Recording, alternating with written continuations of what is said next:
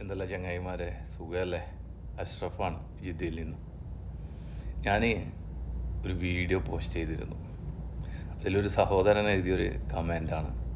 അപ്പോൾ ആദ്യം നിങ്ങൾ ഒന്ന് വീഡിയോ ഒന്ന് കാണുക കേട്ടോ. ചങ്ങായിമാരെ, ഞാൻ കുറേ ഇത് ആലോചിച്ച് പിന്നെയാണ് എനിക്ക് മനസ്സിലായത് ഇതാണ് ഇപ്പോഴും ഞങ്ങളുടെ അവസ്ഥ എന്ന്. അവനോട് വാങ്ങും ഇവനിക്ക് കൊടുക്കും, ഇവനോട് വാങ്ങും അവനിക്ക് കൊടുക്കും. അതാണ് ഇവിടെ നടന്നുകൊണ്ടിരിക്കുന്നത്. സത്യമല്ല ശരിക്കും? കണ്ടില്ലിങ്ങ, ഈ സഹോദരനോട് പറയാനുള്ളത്, ഞാനിപ്പോൾ ഒരു 3-4 വർഷമായിട്ട് ഇതുപോലെയാണ് ചെയ്തുകൊണ്ടിരിക്കുന്നത്. കാരണം ഞാനിതിൽ ഓരോരോ ഇതും എൻ്റെ ജീവിത ചരിത്രം തന്നെയാണ് ഞാനിതിലെ കണ്ടൻ്റായി ഉപയോഗിക്കുന്നത്. ഞാനിപ്പോൾ ഒരു 4 വർഷമായിട്ട്, 4 വർഷം മുമ്പ് ഒരു വീടൊക്കെ എടുത്തു. കുറച്ച് കടത്തിലാണ്. നിങ്ങൾക്കറിയാലോ, പ്രവാസ ലോകത്ത് വന്നാൽ നമ്മൾക്ക് നമ്മുടെ കുട്ടികളെ പഠിത്തം, ചിലവ് ഇതൊക്കെ കഴിഞ്ഞിട്ട് എന്തെങ്കിലും ഒരു ബാലൻസ് വന്നിട്ട് വേണ്ടേ കടം വീടാൻ. അങ്ങനെ ബാലൻസ് ഇപ്പോൾ കുറവാണ്, കിട്ടുന്ന മക്കളെ പഠിത്തം ഇതെല്ലാം കൂടി ആയിട്ട്. പക്ഷെ ഒരുപാട് പേർക്ക് കൊടുക്കാനുണ്ട്. അപ്പോൾ ഈ കൊടുക്കാനില്ലവർ ചോദിക്കുമ്പോൾ ഞാൻ ചെയ്യുന്ന ഒരേ ഒരു ഇതാണ് ഈ വീഡിയോയിൽ ഞാൻ പറഞ്ഞതട്ടാ.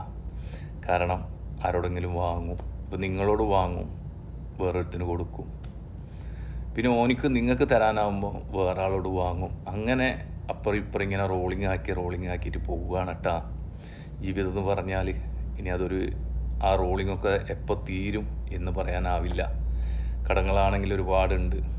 ഏതായിരുന്നാലും പ്രവാസ ലോകത്ത് അധിക പേരും ചെയ്യുന്ന ഒരു കാര്യമാണിതട്ടാ. അധിക പേരെന്ന് പറഞ്ഞാൽ ബുദ്ധിമുട്ടുള്ളതും പ്രയാസമുള്ളവരും മക്കളെ കെട്ടിച്ചവരും അതുപോലെ തന്നെ വീടെടുത്തവരൊക്കെ ചെയ്യുന്ന ഒരു പരിപാടിയാണിത്.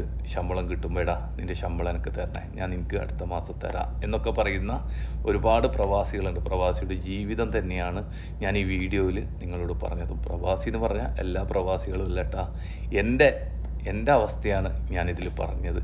അതുകൊണ്ട് എല്ലാവരോടും സ്നേഹം മാത്രം. ഇൻഷാ അല്ലാഹ് എല്ലാവരും ദുആയിൽ ഉൾപ്പെടുത്തുക. അല്ലാഹു തആല കടം തീർന്ന് മരിക്കാനുള്ള ഭാഗ്യം തരുമാറാവട്ടെ. കടം മയ്യത്തിനൊരു ബാധ്യത ആവുന്ന, അതല്ലെങ്കിൽ മക്കൾക്കൊരു ബാധ്യത ആവുന്ന ഒരവസ്ഥ ആവരുത്. എല്ലാവരും ദുആ ചെയ്യുക. ഇൻഷാ അല്ലാഹ്.